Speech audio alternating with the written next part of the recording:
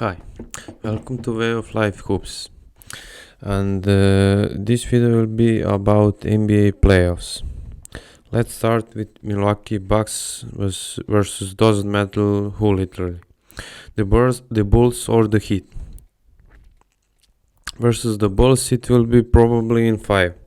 They don't have answer for Brook Lopez, who gonna stretch the floor and get Vucevic of the paint even if he plays.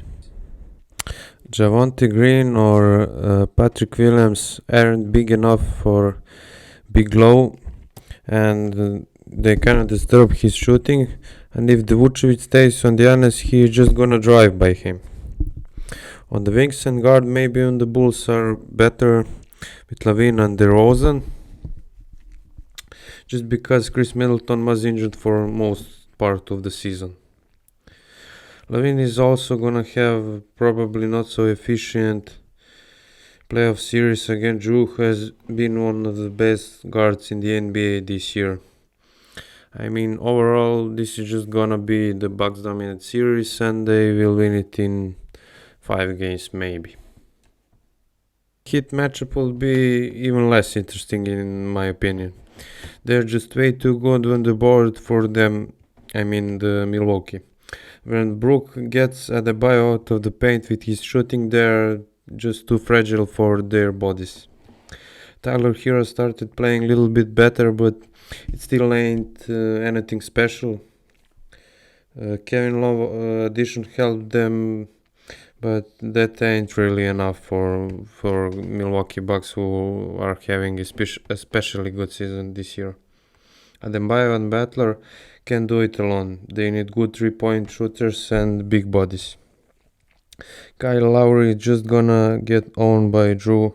Milwaukee will probably win this in 4 if everything goes with plan. If Middleton does his shooting part, Drew get his 3-pointers, and guys like Grayson Allen and Bobby Portis and everyone else did their job. Next up, as the second seed, we have the Boston Celtics, who will play against the Atlanta Hawks, who beat Miami to secure the 7th seed. They surprisingly easy won the match against the Heat, and Trae Young actually redeemed himself after previous bad playoffs against the previously mentioned Heat.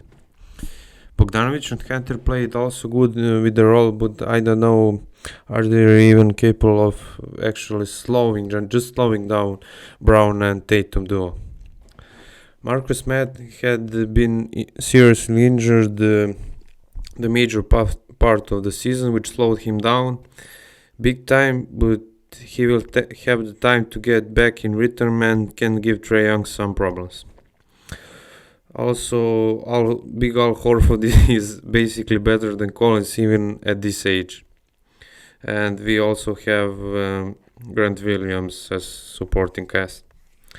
Derek White and Brogdon should be able to do their part also. Only problem in this series will be Clint Capella and his big body, who will play against our Time Lord, who has also been injured for quite some while. Either way, Boston won't probably have too many problems, and they can be able to beat the Atlanta without too many problems and prepare for the next series semifinals. And I think they can actually win it in 4. Now, Philadelphia-Brooklyn matchup. Philly has been good all year round, but I think their loser mentality gone into them, and they don't have good complementary pieces to Joel Embiid.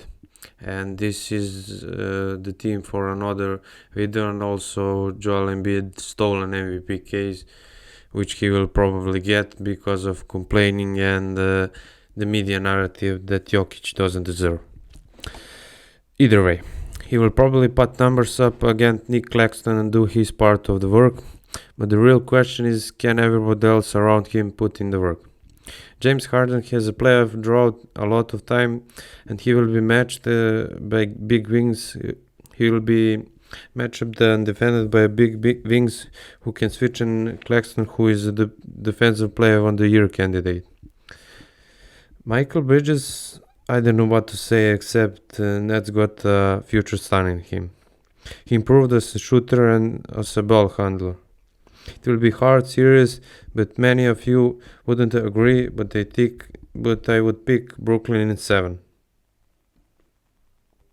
I wouldn't get much into details because there are a lot of factors who will decide who will win it, but I would personally think and want Brooklyn to receive it because they have a lot of defensive big guards like Cam Johnson and Dorian Finney-Smith, who can switch and defense Tobias Harris, Harden, and Maxey.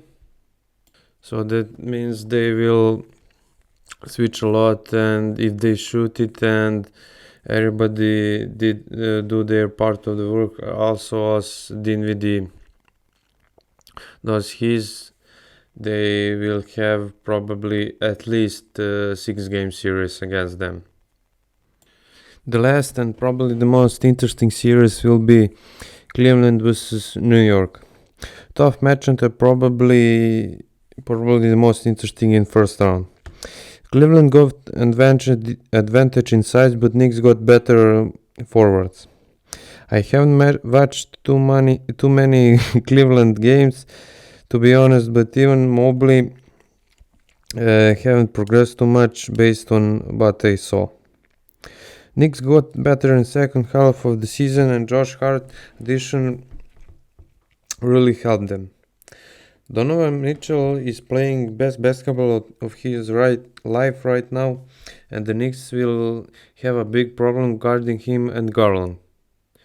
Julius Randle needs to step up big time, and RJ Barrett needs to be at least solid if they want to be competitive in this series. Jalen Brunson will probably have at least solid playoff series, but I don't know about his defense, and he needs to put up his efficiency from the last years, because Knicks don't have much offensive weapon beside him and Julius Randle. I think this series will be close on, but Cleveland will win it because of the better depth and Donovan Mitchell playoff experience. That's it for this video. If you like it, please like the video and subscribe.